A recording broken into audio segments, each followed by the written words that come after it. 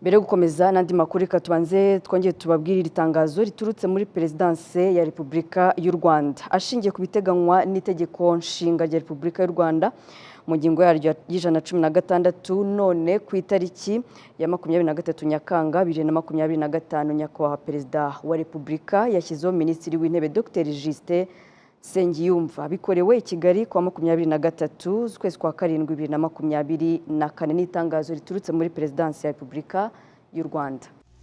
Amahoro y'Imana akomezwe namwe abakunda Rwabuze TV hano aho twimeje kwitubaha amakuru agezweho, amakuru yuko isi yacu imeze muri iyi minsi. Ubu dufite breaking news kuri uyu munsi tariki 23 Perezida wa Repubulika y'u Rwanda Paul Kagame yashyizeho Minisitiri w'Intebe mushya aho yasimbuye Dr Edouard Ngirente. Iyo Minisitiri mushya w'Intebe washyizweho bamwita Nsengiyumva Justin, ni Dr Nsengiyumva Justin yabaye umunyamabanga uhoraho muri Minisiteri y'Uburezi, aho yakoraga ubungubu yakoraga muri Banki Nkuru y'u Rwanda BNR, akora nk'umunyamabanga, naho mbere yabaye umunyamabanga muri Minisiteri y'Ubucuruzi n'Inganda. Afite impamyabumenyi yakuye mu Bwongereza muri kaminuza ya Lancaster mu bijyanye n'ubukungu. Yakoze mu Bwongereza muri guverinoma y'Ubwongereza, yabaye umunyamabanga wa leta muri Minisiteri y'Inganda n'Ubucuruzi. Urumva ko n'umugabo rwose wahawe inshingano mu Bwongereza ntabwo yoroshye. Afite masters mu bijyanye n'ubukungu. Urumva ko rwose n'umugabo yahize amashuri menshi, afite n'izindi nyinshi ntarondoye kuko ntabwo nazinjiyemo neza ngo mbashe kuzisengura zose, ariko ni umugabo w'umuhanga. Ese bigenda bite iyo Minisitiri w'Intebe asimbuwe se cyangwa yeguye? Bigenda bite? Asimbuye Dr Edouard Ngirente nawe ntabwo yari umugabo woroshye kuko nawe yakoze inshingano zikomeye cyane, yakoze muri Banki y'Isi.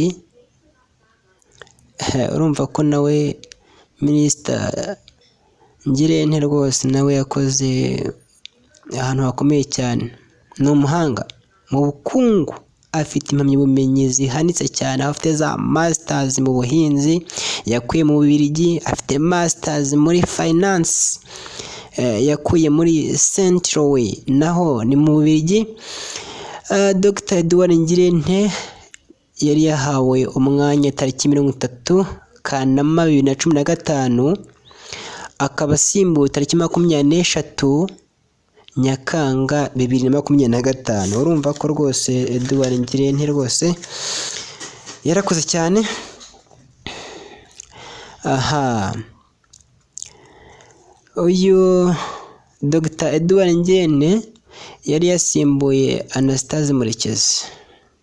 Urumva ko Anastase Murekezi nawe yari yakorewe mu ngata na Minisitiri Dr Edouard Ngirente. Reka turebe icyitonderwa. Ese iyo Minisitiri w'Intebe avuyeho guverinoma bigenda bite?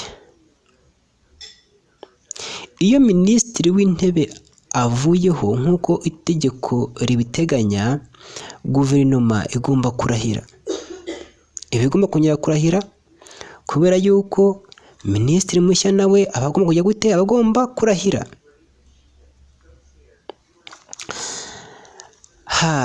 Ubwo rero murumva ko inshuti zanjye bavandimwe abari mu mpande zitandukanye, murumva ko Perezida wacu nyakubahwa Paul Kagame yahaye inshingano Dr Justin.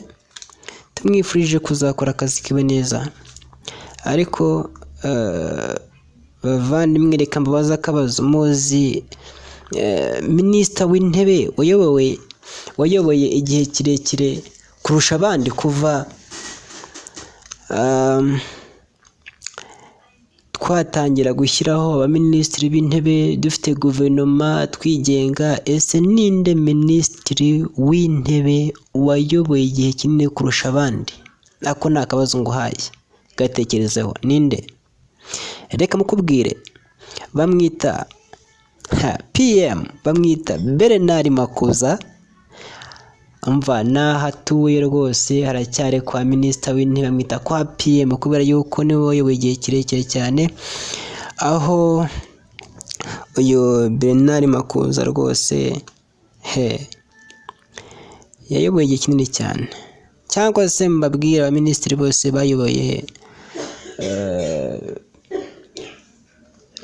bayoboye guverinoma uko bagiye bakurikirana.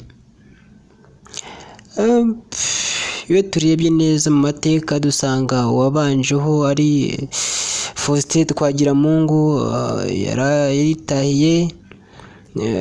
Hakurikiyeho Pierre Celestin Rwigema, hakurikiraho Makuza Bernard, aho nakubwiye yuko ari wayoboye igihe kinini cyane, aho yagiyeho tariki 8 Werurwe